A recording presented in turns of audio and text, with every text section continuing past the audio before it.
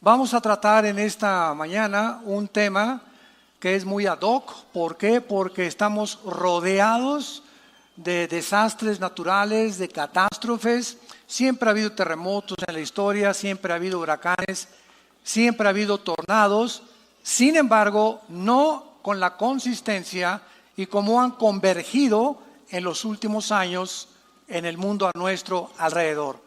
Ni tampoco tan devastadores ni con la fuerza con la que están azotando a las diversas naciones y continentes en el mundo. La increíble cantidad de tragedias que en los últimos años han azotado el mundo han llenado de sorpresa, de consternación a millones de personas. Y tenemos, por ejemplo, el tsunami, ¿se acuerdan de Indonesia? 300,000 almas ahogadas. Recuerdo en aquel tiempo cuando nos entrevistaron en diferentes programas de televisión, de radio. Oiga, ¿qué nos contesta usted o por qué Dios permitió en el tsunami de Indonesia que murieran casi el 45% menores de 12 años de edad? ¿Hay respuestas en la Biblia? Claro que las hay y es lo que vamos a abordar.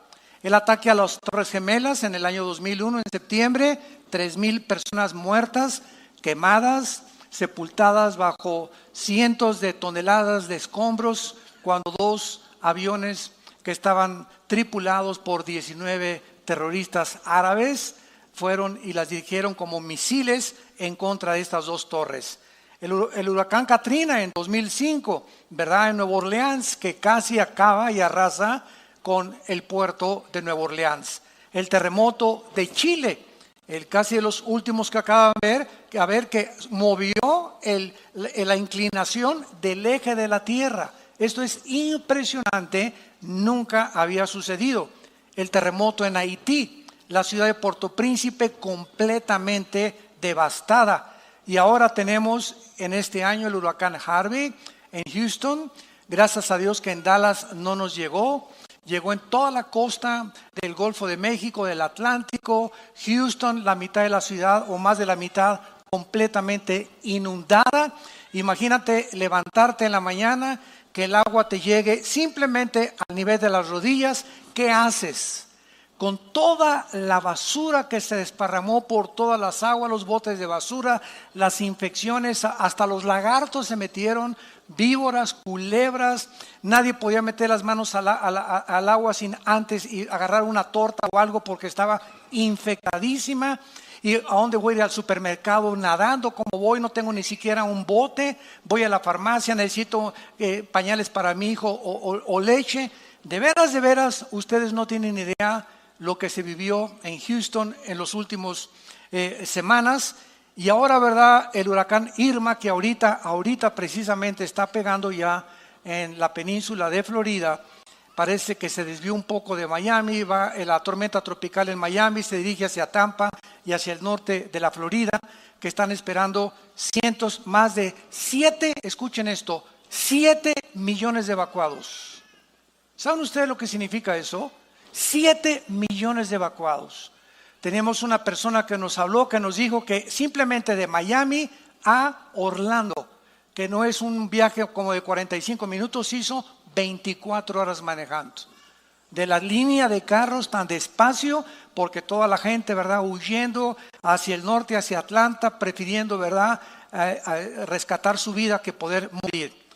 Todas estas tragedias y todos estos acontecimientos nos tienen que recordar las verdades que vamos a continuar a desarrollar, y todos tenemos que recordar algo en primer lugar.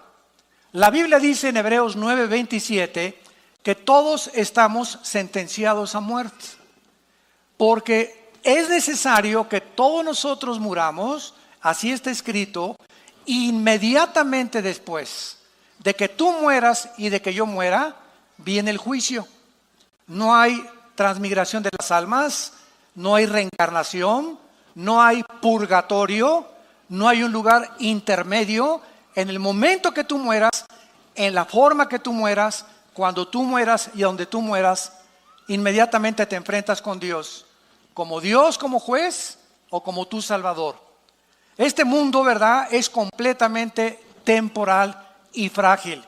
Ahora bien, si tenemos en cuenta que todos tenemos que morir, fíjense cómo cambia la perspectiva cuando venimos a la Biblia que cuando estamos lejos de Dios. Si tenemos en cuenta que todos tenemos que morir, cuando mueren 50 personas juntas en un avionazo, cuando mueren 15,000 personas juntas en un terremoto, o cuando mueren 200,000 personas como en Indonesia juntas por la inundación, se le llama tragedia. No se le llama tragedia cuando morimos individualmente. Todas esas personas en Indonesia, en las Torres Gemelas, las que murieron en Houston, las que van a morir por los huracanes, todos teníamos que morir de alguna forma. Pero en el momento que es algo que nos rodea, le llamamos una tragedia. Porque todos quisiéramos morir en una cama, con una enfermera guapa, con aire acondicionado, con un plasma de televisión ahí en tu cama y que dijeras, adiós mundo cruel, ya nunca te veré. Sin embargo, no es así. Entonces tenemos que recordar que la forma como tú y yo vamos a morir no depende de nosotros. Ya sea un avionazo en la panza de un tiburón, un ladrillazo de un terremoto que te cae en la cabeza, un accidente de tránsito, una bala perdida, un asesinato, cáncer, enfermedades, todos tenemos algún día que morir. Así que no nos espantemos cuando las personas mueren. No nos tome por sorpresa porque no puedes tú evitar que ninguna persona viva eternamente. Esta realidad es inevitable porque muchas personas acusan a Dios por la forma como muchos seres humanos mueren. Ahí no tenían por qué morir en ese avionazo. No tenían por qué morir el 45% de los niños en Indonesia que murieron con el tsunami. ¿Sabes una cosa? Cuando yo me puse a investigar acerca de las costumbres en Indonesia y de esos 45% de niños que murieron menores de 12 años de edad, la muerte, escúchame, la muerte de esos niños fue un acto de misericordia de Dios. Si esos niños hubieran quedado vivos, hubieran sido educados en la brujería, en la prostitución, en el tráfico humano y en todas las desgracias que en esa zona del Asia se siguen practicando. Así que Dios en su misericordia se llevó a todos esos niños porque la Biblia enseña que de ellos es el reino de Dios. No, pero hay muchas personas que quieren que esos niños lleguen y sigan sufriendo y llegan a los 30 años y que sufran y que se casen y que se divorcien y que lleguen a los 50 años y que experimenten con el cáncer. ¿Cuántos de nosotros no quisiéramos eso? Ahora, ¿qué cosa es mejor? ¿Morir joven o vivir muchos años? Si es con Cristo, dice Filipenses 1:21 el apóstol Pablo, el morir es ganancia. Y si el vivir, si quedarme en la vida es Cristo, es mucho mejor. Pero así somos nosotros, ¿verdad? Como hay personas que me han hablado, oiga mi hermano, hoy por mi abuelita allá en la Cruz Roja, estamos todos deshechos. ¿Qué edad tiene tu abuelita? 95 años. Pues déjenla que se pinte ya. Hermanos, por favor, oren. Oye, espérame tantito, la pobre señora ya se tenía que ir. Es más, se tardó. Bueno, dichosos los que llegan con salud de esa edad, ¿verdad? Pero queremos que se quede. ¿Para qué quieres que se quede tu abuelita aquí, verdad? Si ella es cristiana, gloria a Dios, va a ser libre. El cuerpo es una prisión. No vengan a orar por ella, pero ¿para qué vamos a orar por ella? Para que se quede 5 años, hasta los 10, 100 años de edad, que ya no puede ni caminar la pobrecita, que ya no puede ni ver la pobrecita. ¿Para eso quieres que se quede tu abuelita? Simplemente porque la quieres tener como tú. La muerte para el cristiano es ganancia. Escapamos, dice la Biblia, bienaventurados los que mueren en el Señor, porque han descansado de sus obras. Entonces vamos a ver claramente por qué ocurren estas tragedias. Número 1, veamos la perspectiva de Dios. Isaías 55, versículos 8 y 9. Porque mis pensamientos, dice Dios, no son vuestros pensamientos. Dice Dios, yo no pienso como tú piensas, Pancho, Carmelita, astrofísico, físico, ateo, escéptico y agnóstico. Yo no pienso como ustedes. Mis pensamientos son muchísimo más altos que la forma como tú ves el mundo, la perspectiva que tú tienes de la muerte, la perspectiva que tú tienes de la vida, la forma como tú ves las tragedias. Entonces, La razón por la cual mis pensamientos son más altos que los tuyos es precisamente una de las razones por las cuales la mayor parte de los ateos, en los 40 años que tengo de compartir el mensaje de la Biblia, he tenido más de 45, 50 ataques y enfrentamientos y debates frente a frente en el radio, en la televisión, con ateos. Y durante el siglo XX, me acuerdo en los 90s, 80s, que fue la cúspide del siglo XX del ateísmo, el 90% de los ateos que hemos debatido durante toda nuestra vida, el 90% de los ateos son personas amargadas contra Dios. Que algo les pasó en su vida, que se enojaron contra Dios porque no pudieron encontrar una respuesta, y como Dios no les contestó porque no sanó a mi hermano, y cuando yo era joven dice que era cristiano, iba a la iglesia y le oré por mi mamacita y mi mamacita se murió, pues ahora ya no creo en Dios. Qué terrible que el hecho de no entender a una deidad y la forma como Él opera en el mundo llegue a los seres humanos a la conclusión de decir, pues es que yo puedo ser más sabio que tú, Dios, y yo si fuera tú, yo no haría lo que estás haciendo, ni permitiría las cosas que estás haciendo, pero papá, tú no eres Dios, ni yo soy Dios tampoco. Entonces, siguiendo una lógica elemental y asumiendo que Dios es un Dios todopoderoso y que si existe forzosamente, imagínate nada más, somos chapulines comparados con Él. Como si un niño le preguntara a Alberto Einstein, oye Alberto, explícame la fórmula de la teoría de la relatividad, E igual a mc al cuadrado. La energía igual a la masa por la velocidad de la luz al cuadrado. ¿Qué le diría Alberto Einstein al niño, chamaco con cabeza de ostión? Tienes 3 años, 4 años, aunque te la explique no lo vas a entender, porque tienes que pasar aritmética, cuadrados, resta, multiplicación, logaritmos, cálculo integral, álgebra, matemáticas cuánticas. Y entonces cuando evolucione tu mente, no es de que tengas una mente, la mía, la diferencia entre mi mente y tu mente, chamaquito, es que yo estoy más desarrollado que tú. Necesitas más años para comprender. Pues así son las cosas espirituales también. Con la mente de chapulín que tenemos, queremos entender a una deidad superior a nosotros y pedirle cuentas.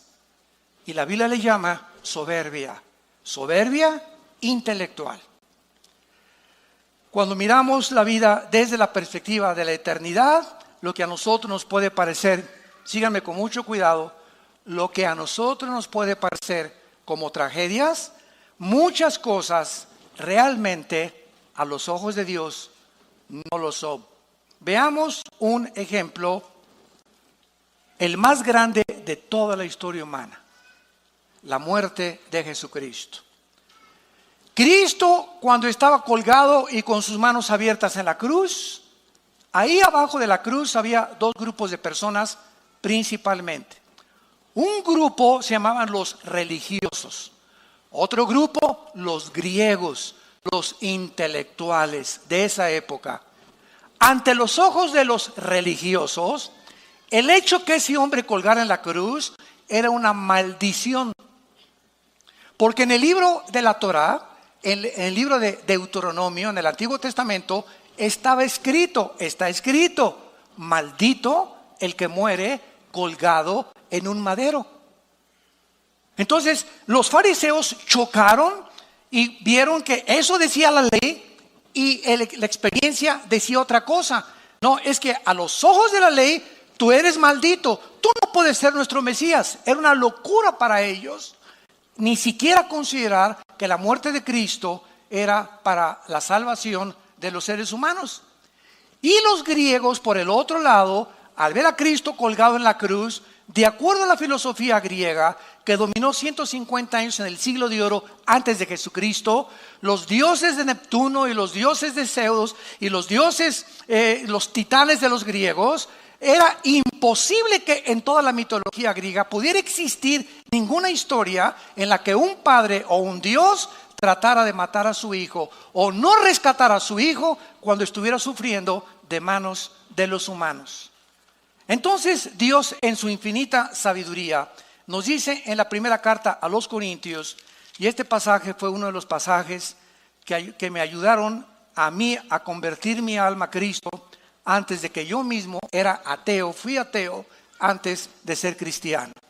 Y a mí me confundían todas estas cosas, lo mismo que a muchas personas que nos escuchan. Dice en 1 Corintios capítulo 1, versículo 21 en adelante: porque ya que en la sabiduría de Dios, el mundo no conoció a Dios mediante la sabiduría, agradó a Dios salvar a los creyentes por la locura de la predicación. Porque los judíos piden señales, piden milagros, y los griegos buscan sabiduría. Pero nosotros predicamos a Cristo crucificado, para los judíos ciertamente tropezadero y para los gentiles locura, mas para los llamados, judíos como griegos, Cristo poder de Dios y sabiduría de Dios. Porque lo insensato de Dios es más sabio que los hombres, y lo débil de Dios es más fuerte que los hombres. Vemos nosotros que la muerte de Cristo fue una acción que Dios determinó, que Dios escogió de una forma voluntaria para enloquecer la sabiduría de los seres humanos. Lo hizo a propósito. Entonces, ante los ojos humanos, ese hombre colgado en la cruz era una tragedia. ¿Cómo es posible que las espinas y la sangre, que Dios, si Él es el Hijo de Dios, ¿por qué su Padre dice que su Padre es Dios? ¿Por qué no lo arrebata? ¿Por qué lo dejó que sufriera tanto? Esa era la perspectiva humana, pero detrás de eso que parecía tragedia ante nosotros, se escondía detrás de eso la sabiduría de Dios. Se escondía la mente de Dios.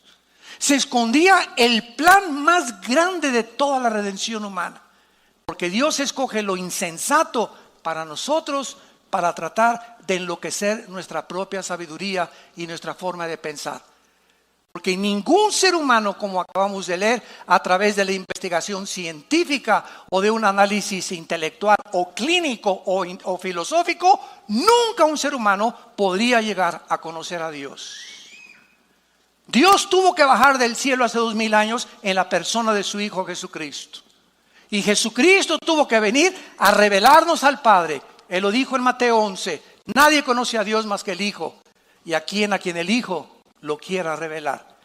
Así que el mensaje es el siguiente: cualquier persona que nos escucha que quiera conocer a Dios, nunca lo vas a conocer si antes no conoces a su Hijo. Es Cristo el que reveló al Padre. Es Cristo el que actuó bajo el Padre. Es Cristo el que hacía los milagros a través del Padre. Él vino a revelar al Padre.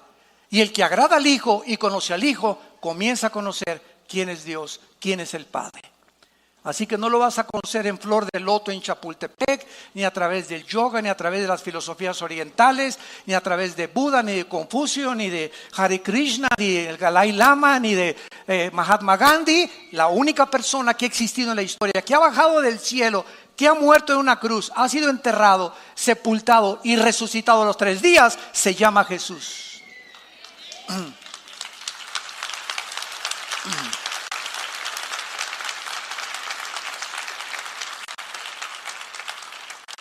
Ahora bien, las catástrofes tienen que ocurrir antes que venga Cristo. La Biblia profetizó, habrá pestes, hambres, terremotos, sediciones en diferentes lugares. Dice en Lucas 21, las gentes desfalleciendo por el temor, por el bramido de las olas. Así fue escrito hace 2000 años.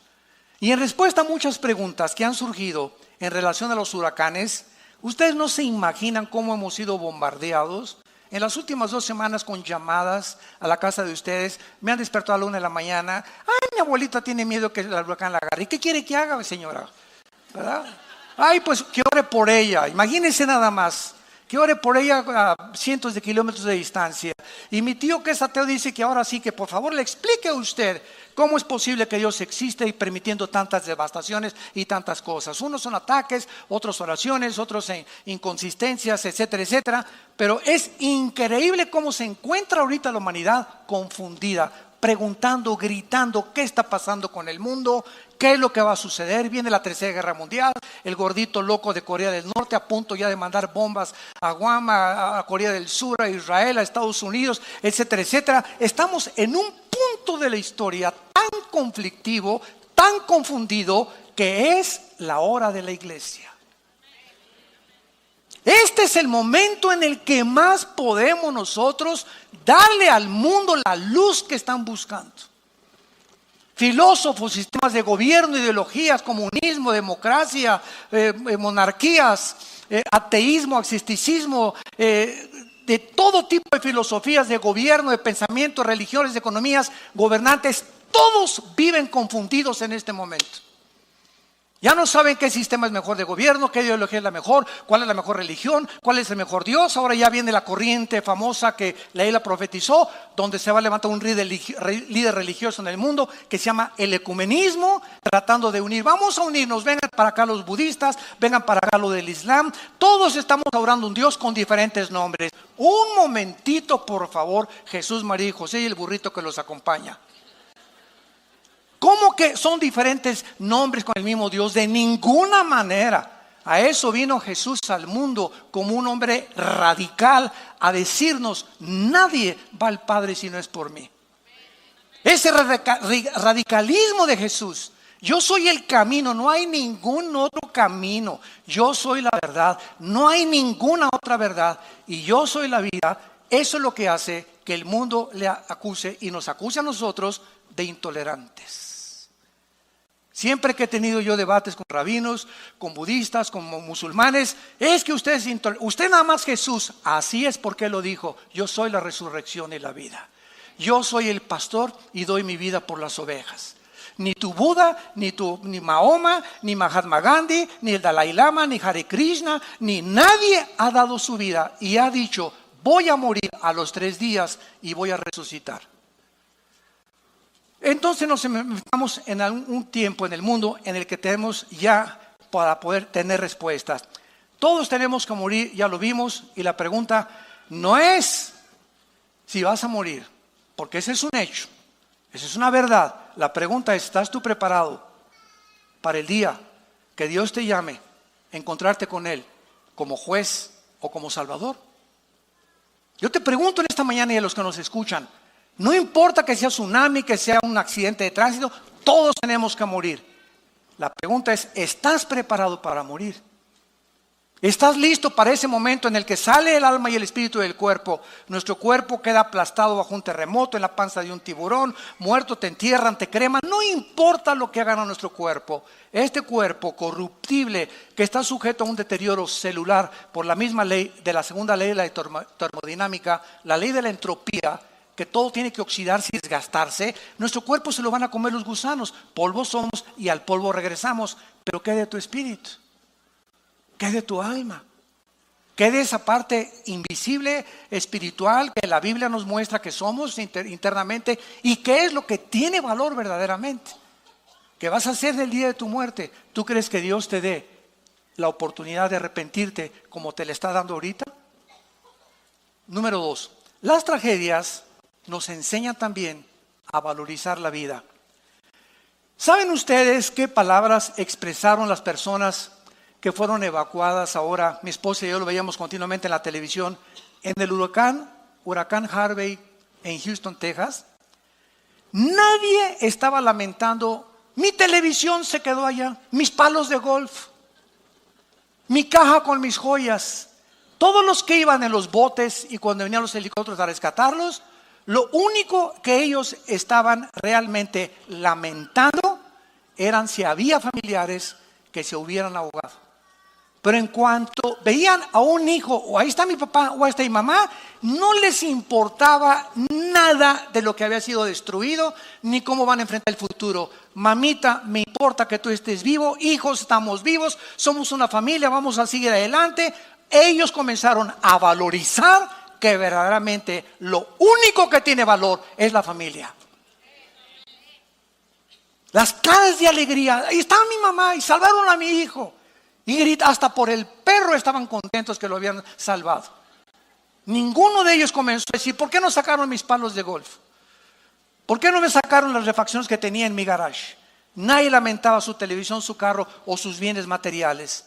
Se lamentaban por la gente perdida, ahogada, y se alegraban por sus familiares salvados. Jesús dijo en Lucas 12:15, la vida del hombre no consiste en los bienes materiales que posee. No importa lo rico que hayas alcanzado en esta vida, ni los millones que hayas logrado. ¿Sabes una cosa? Todo eso se va a deshacer como la polilla. Y quiero decirte algo. Dios ha ido advirtiendo lo siguiente. Dios no está en contra de los ricos. 1 Timoteo capítulo 6:17 no les dice que vendan todo. Les dice que no es el dinero el pecado, sino el amor a lo que tienen. Que no guarden de más. Entonces, recordamos 2008. La bolsa de valores hay 777 puntos. 62 billonarios, no millonarios, billonarios se suicidaron. Oiga, pero si tenían, no millones, billones, pero no los tenían debajo de la almohada ni el colchón. Todo ese dinero que tú crees que los ven los millonarios, lo tienen invertido. O bienes raíces, propiedades o en acciones. Y se desploman las acciones y se quedan completamente en la ruina.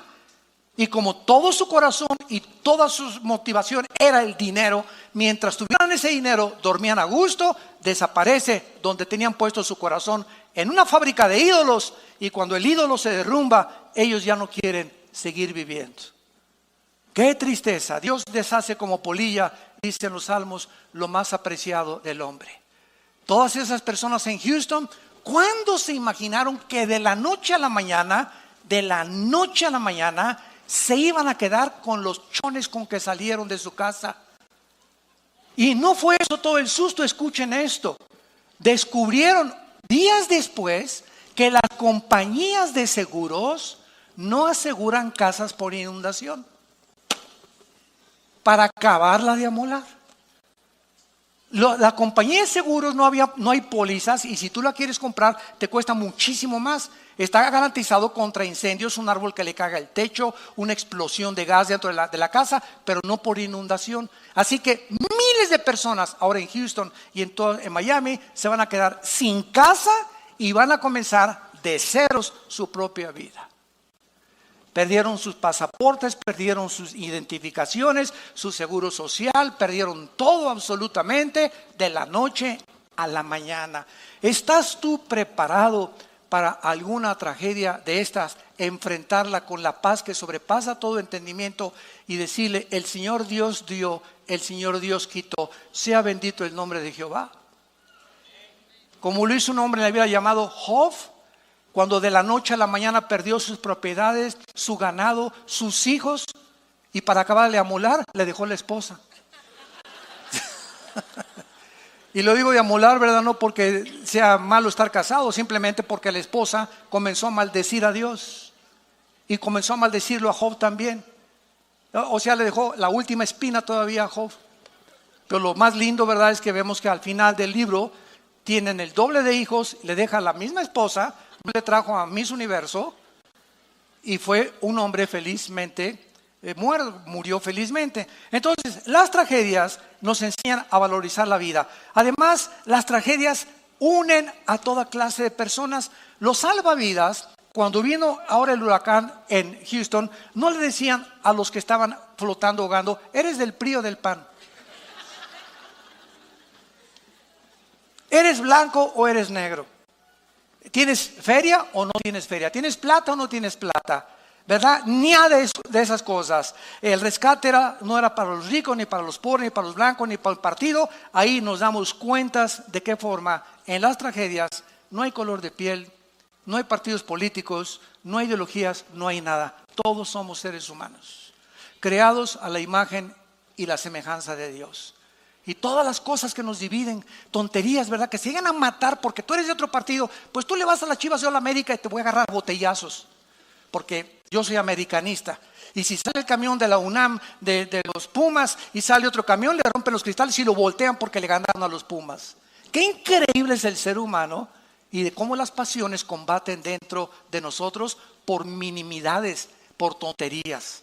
Y finalmente encontramos también, ¿verdad?, que el mundo no va a funcionar nunca sin Dios. Un desastre como este huracán nos recuerda que este mundo no funciona, pero el próximo sí lo hará. Y ese fue el sentimiento de todos los santos a través de la Biblia. Dice en Hebreos 11, versículo 13, conforme a la fe, murieron todos estos, tanto los mártires como los no mártires, sin haber recibido lo prometido, sino mirándolo de lejos, creyéndolo, saludándolo y confesando que eran extranjeros, peregrinos sobre la tierra, porque los que esto dicen claramente dan a entender que buscan una patria. Pues si hubieran estado pensando en aquella de donde salieron, ciertamente tenían tiempo de volver, pero anhelaban una mejor, esto es celestial, por lo cual Dios no se avergüenza de llamarse Dios de ellos, porque les ha preparado una ciudad. Todos estos hombres que han muerto atrás de nosotros, desde el siglo XX hasta atrás, y que han seguido a Jesucristo, nunca consideraron que esta vida era eterna. Todos aceptaron la perspectiva: soy peregrino en este mundo, mi vida va a pasar así. Los que ya pasamos del 5º piso lo sabemos. Así pasa la vida, pero así. Vemos los nietos, los hijos y nos damos cuenta qué rápido envejecemos. Y comienzas a valorar qué es lo más importante para la vida. Y nos damos cuenta la vanidad, la vaciedad, la falta de propósito y de sentido que la mayor parte de los seres humanos tienen. Todos luchando. ¿Qué vas a estudiar? Una carrera donde pueda haber más feria. ¿Y de quién eres compadre? De mi compadre el diputado, que me va a ayudar a conseguir un puesto para poder seguir robando.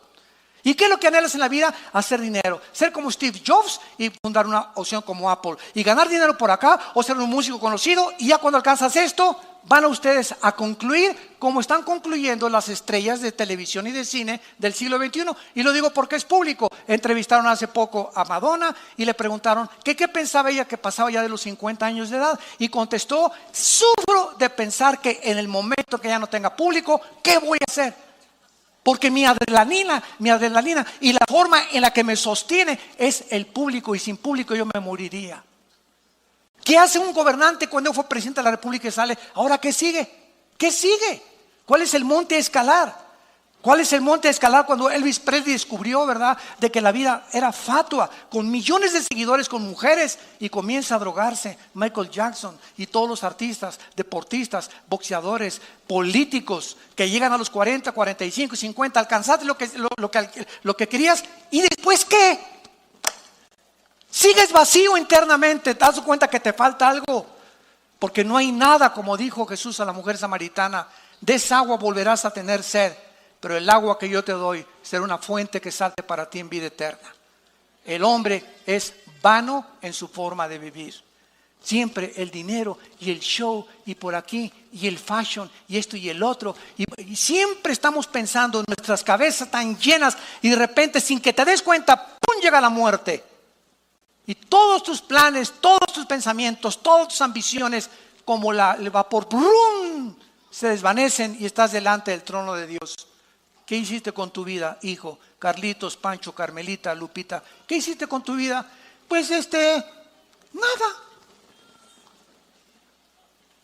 Y esta es la forma en la que la Biblia nos advierte que algún día tenemos que entregar cuentas a Dios. Ahora, muy bien, veamos ahora clásicamente la muerte de los niños. La Biblia nos enseña que todos los menores de edad, cuando mueren por no ser responsables de sus acciones, ellos están cubiertos por la sangre de Jesucristo. Síganme con mucho cuidado. La inocencia de Adán no se compara con la inocencia de un niño después del nacimiento de la raza humana. La inocencia de Adán era una inocencia sin culpa legal.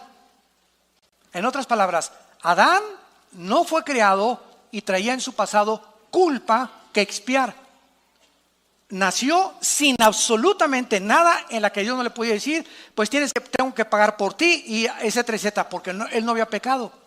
Pero de Adán a nuestros días, todos los niños que nacen inocentes, pero con una culpa de por medio, porque todos nacimos en pecado. En pecado nos engendró nuestra madre, Salmo 51. Hemos todos nacidos alejados y destituidos de la gloria de Dios. Pero esa culpa con la que nacieron los niños, la iglesia romana le llama el pecado original. Y cuando los bautizan, ellos enseñan, cosa que no está en la Biblia, que se les borra el pecado original. No importa cómo se porten después, hayan sido borrachos, parranderos y jugadores, ellos ya desde niños ya no tienen el pecado original por el bautismo, ¿verdad? Esto es una barbaridad a la luz de la Biblia. Entonces, ese pecado original, que es el con el cual nacimos, al adquirir conciencia, los niños, 7, 8 años de edad, comienzan a adquirir responsabilidad de los padres para que les den el plan de la salvación y a esa edad rescatarlos de esa culpa para que no crezcan en su adolescencia con ella, que crezcan con Cristo a los 7, 8, 9 años de edad, tal vez ya hasta muchos antes, y poder comenzar a encaminarlos en caminos que conducen a la justicia, la santidad y la verdad de Dios. Qué grande responsabilidad ser padre de familia, qué enorme responsabilidad. Ahora, la muerte para el cristiano, ¿verdad?, es muy diferente. No importa cómo muramos, no importa las tragedias que atravesemos, la Biblia nos llena de esperanza. Por ejemplo, el Salmo 116, apúntalo, porque te puede servir para las personas que mueren y leérselo. Dice el Salmo 116, versículo 15, estimada es a los ojos de Jehová la muerte de sus santos. Cuando un cristiano muere, Dios y los ángeles dicen, alabío, alabao, alabim bomba, ya viene, ra, ra, ra. Y aquí, ay, ¿para qué te lo llevaste? Porque el instinto de sobrevivencia nos hace actuar de esa manera. Nosotros queremos que todos, ¿verdad?, nuestros seres queridos se queden hasta los 80, hasta los 100, hasta que con nosotros.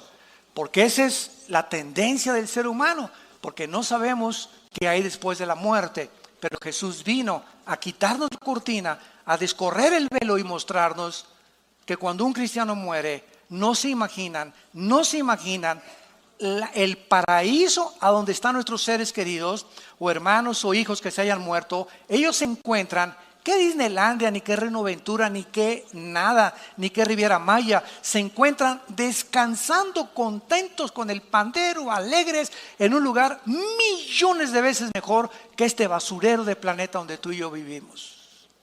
Pero queremos que regresen y se queden con aquí. Hay hermanos que también han dicho, hermano, ayúdame a resucitar al muertito. Es cristiano, sí, déjenlo, ¿para qué se va a dar un susto si regresa? Imagínense nada más, ¿no? Es que Cristo dijo que resucitar, espérame un tantito, lo hizo para demostrar su deidad. Pero ¿para qué quieres que resucite? ¿Para qué quieres que regrese de basurero? Está mucho mejor en el otro mundo que vive. Pero así somos los seres humanos. Dice la Biblia en Hebreos capítulo 14, versículo 32. Lo mismo acerca de la muerte para los cristianos. Proverbios 14:32. Por su maldad será lanzado el impío, mas el justo en su muerte tiene esperanza. No hay ninguna esperanza para el que muera y nos esté escuchando ahorita sin Cristo. Si tú mueres en este momento que escuchas este mensaje, hoy en la tarde, o tal vez dicen que vienen terremotos más grandes a México, te cae un ladrillo de la chimenea en tu cuarto y no amaneces mañana y no te volvemos a ver.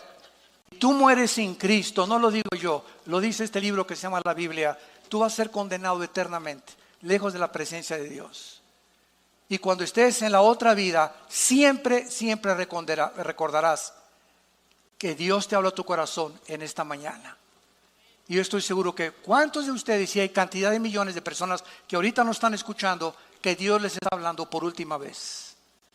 Que ya no va a tratar Dios con tu vida, te ha hablado muchas veces, pero por tu corazón endurecido amontonas ira para el día del juicio justo de Dios.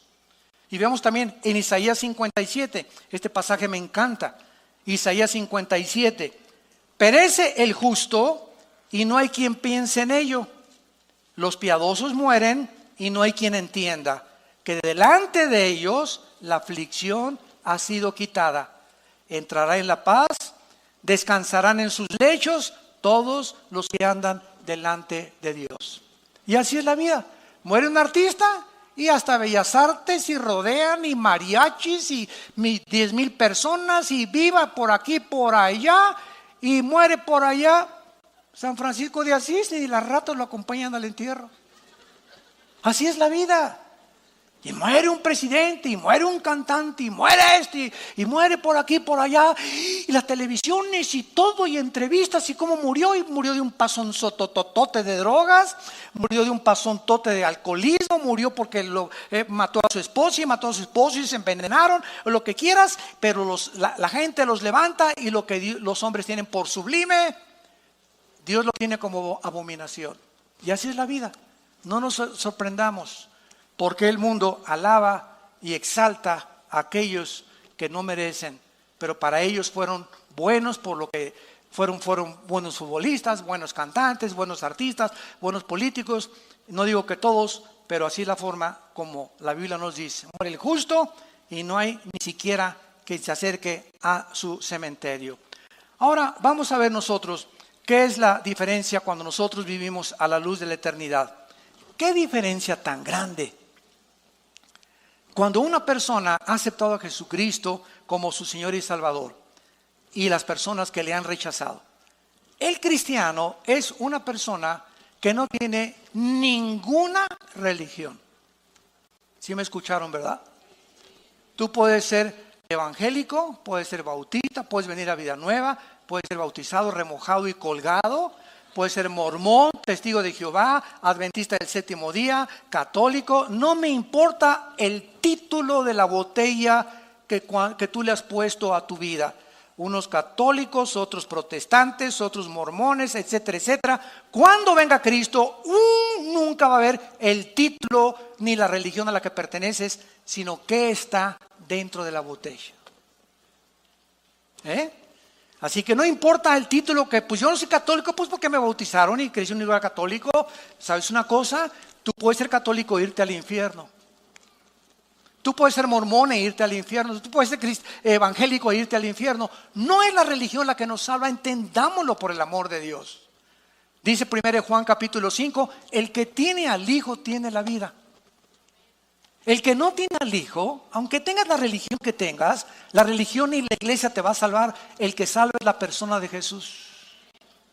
Entonces tú necesitas a la persona de Cristo en tu vida como tu Salvador, y cuando tú lo invitas como tu Salvador, comienzas a tener relación no con dogmas, ni con ritos, ni con peregrinaciones. Comienzas a tener relación con un hombre que murió y resucitó, viva, orgánica y dinámica, que se llama Jesucristo.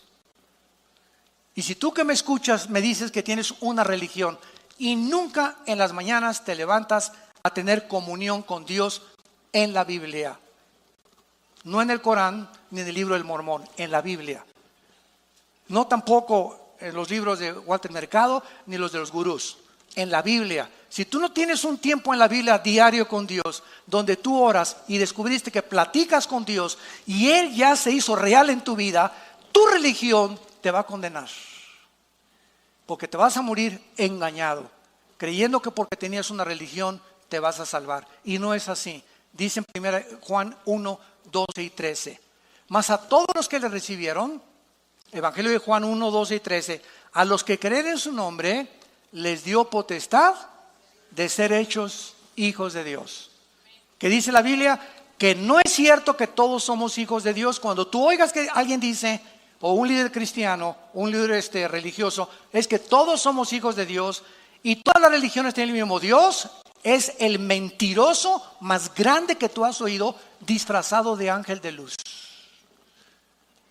Todos somos criaturas de Dios, pero la Biblia dice que los que reciban a Cristo, a esos, no a todos, a esos Dios les da el poder de llamarse hijos e hijas de Dios. Un día estuve en un convento con unas monjitas, y yo amo las monjitas, ¿verdad? Y me encantan, y también con curas, platicamos con todo mundo, ¿verdad? Y siempre nos debe mover la compasión, la misericordia, porque nosotros antes de ser cristianos, pues navegábamos también en diferentes barcos y teníamos diferentes ideologías. La raíz es la ignorancia de la Biblia. Entonces cuando hablo yo con un religioso, ¿verdad? Como les dije una vez, estaba en un convento y me dice la Madre Superiora, oiga, doctor Alducin, quiero que ore por mí para recibir al Espíritu Santo. Y había como 7, 8 monjitas detrás de ellas, bien lindas, todas así con la carita, así parecían florecitas, todas así. Y le dije, oiga, ¿qué están haciendo aquí en primer lugar? ¿Cómo que qué estamos haciendo aquí? Le digo, ¿qué están haciendo aquí encerradas? En un convento. ¿Por qué no salen? Es que aquí estamos buscando a Dios. ¿Dónde sacaron eso? Les dije. ¿Tienen la Biblia? Bueno, la busco. ¿Tiene una Biblia? Preguntó la Madre Superiora. Y no encontraba la Biblia de las pobrecitas, ¿no? Bueno, yo llevaba la mía y se las abrí, ¿verdad? Y les dije, si quieren, tráigame la de ustedes, la Torres Amado, la Nácar Colunga, las versiones católicas. Todas dicen lo mismo. Y claramente lo dice, ¿verdad? Que Jesús dijo, id y predicar el Evangelio. Pero el diablo las ha engañado y las ha encerrado, porque encerradas, ¿a quién le van a predicar? Se voltearon a ver unos a otras. Ah, pues sí, ¿verdad? Para no hacerse el cuento largo, esa Madre Superiora ahorita es misionera en el Brasil, cristiana, hija de Dios. Dejó el convento y dejó todo. El Dios le abrió los ojos. Gracias a Dios.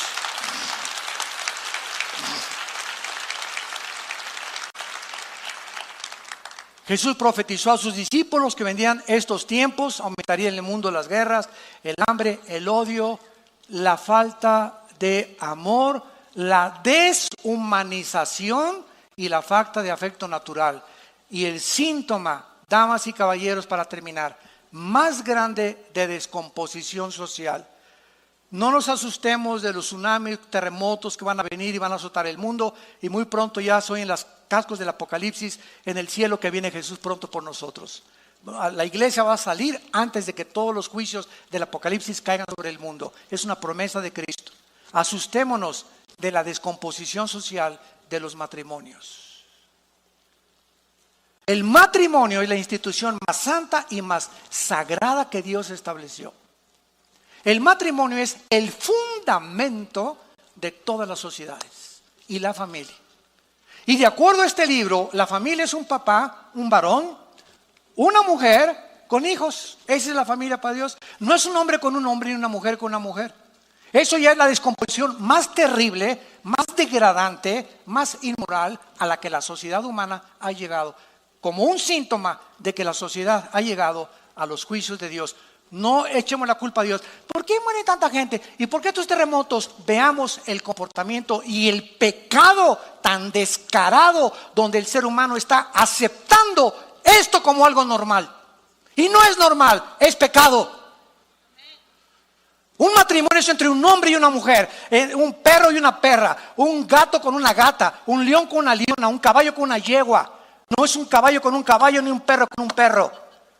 Dejemos la Biblia, la naturaleza misma nos enseña la multiplicación de las especies. Por eso hay el género femenino y el género masculino. Eso no fue una obra de la evolución, no es una coincidencia que yo haya nacido con órganos reproductores masculinos y mi esposa femeninos. ¿Para qué? Para unirnos los dos. Un niño necesita una mamá, un niño necesita un papá, no necesita dos mamás y dos papás. Un niño que crezca sin un papá pierde la imagen masculina.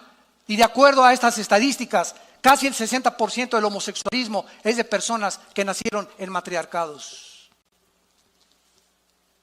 Donde en el lugar es la mamá la que manda y el papá está borrado completamente. Y el hijo se identifica con la mamá porque el niño necesita la identidad de un padre. El niño necesita la identidad de una madre. Pero hemos llegado a este grado en el mundo de la sociedad y por eso los juicios de Dios están como nunca van a venir. Porque nos estamos descomponiendo, entendámoslo, nos estamos descomponiendo. Estamos pensando que la economía y esto y que es la moral a lo que Dios le da importancia en la Biblia.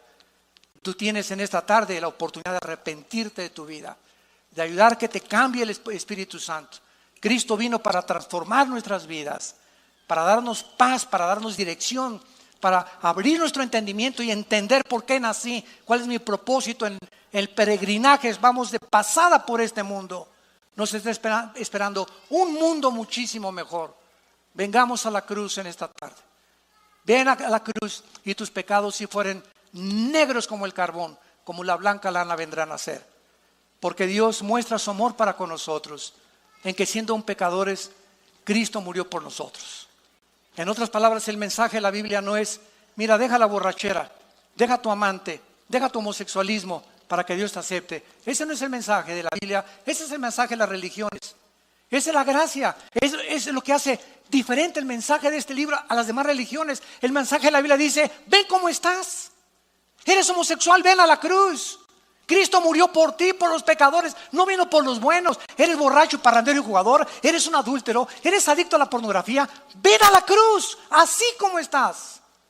Y si tus pecados fueron negros, mataste a 30 personas, abortaste a 50 niños, ven así como estás, con esa culpa que te está destrozando, y la sangre de Cristo nos limpia de toda maldad. Es el mensaje de la cruz. Vengan como están.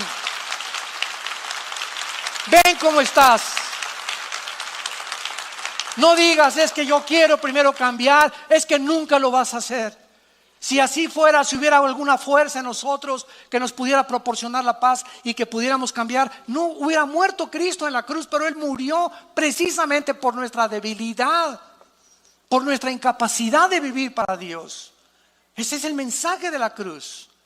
Si no fuera así, entonces la muerte de Cristo fue un desperdicio. Tenemos que entender este mensaje y compartir este mensaje. Dios nos acepta así como estamos. Yo cuando vine a Cristo era un pobre en el suelo, sin destino, ateo, borracho, experimentando con algunas drogas, con un odio tremendo contra el mundo entero, retando al cristiano, retando a todo mundo, contra toda autoridad, ¿verdad? Me decepcioné del comunismo, me decepcioné de los gurús, etcétera, etcétera, de los Hare Krishna, ya no sabía qué hacer con mi vida, intenté quitarme la vida 2 veces. Y en ese sentido, mi hermano Alejandro, que lo conocen ustedes, que es pastor de esta iglesia, fue el que me abrió la Biblia y me dijo, ven a Cristo, no te invito a una religión, ven a Cristo, dale la oportunidad. Le has dado oportunidad a Buda, metiste a Buda tú, metiste el programa de Buda, metiste el programa del Maharashi, metiste a Walter Mercado, metiste a los brujos, metiste a los astrólogos, metiste a Bertrand Russell, a Nietzsche. Abre la puerta ahora al programa, al software de Dios. Es gratis, me dijo, dale la oportunidad. ¿Por qué no le das la oportunidad? Lo vi muy lógico, muy convincente. Caí de rodillas y le dije, Jesús, si tú eres el Hijo de Dios, aquí estoy. Yo no te prometo, yo no puedo cambiar nada en mi vida. Vengo a abrazar tu cruz para que tengas misericordia de mi pecador. Ese es el mensaje que Dios te comparte en esta tarde. Ven a la cruz, arrepiéntete de tus pecados y dile ahí desde tu lugar en este momento, así con tu rostro inclinado. Señor mío y Dios mío, te pido perdón por mis pecados. Te pido perdón por mi vida pasada. Porque no he hecho lo que es agradable delante de tus ojos. Y he descubierto esta mañana que tampoco puedo yo cambiar. Mis pecados son más grandes que mi fuerza de voluntad. Por naturaleza nací pecador y amo el pecado. Y ahora he comprendido, al oír el mensaje de la Biblia, que en esa cruz tú tomaste mi lugar con todos mis pecados que en este momento tengo, y a tu Hijo lo castigaste en mi lugar. En lugar de condenarme, condenaste a tu Hijo. En lugar de esa ira que me tenías reservada, esa ira la descargaste sobre tu Hijo. A tu Hijo Jesucristo no lo perdonaste para perdonarme a mí en esta mañana. Oh, qué grande amor, oh Dios, has tenido para tu siervo y para tu sierva. Qué grande amor, Jesús, has desplegado con tus manos extendidas en esa cruz. Te invito en este instante a que entres a mi vida como mi Señor y mi Salvador. Oh Dios, con tu sangre preciosa, lávame. Me arrepiento sinceramente de mi vida y entra a mi corazón para darme el poder de ahora, en la corta vida que me queda, vivir para ti, para conocerte, alabarte y darte a conocer a mi familia, a mis amigos y a todas las personas con las que me quieras rodear, porque te lo pido en el nombre de Jesús. Amén.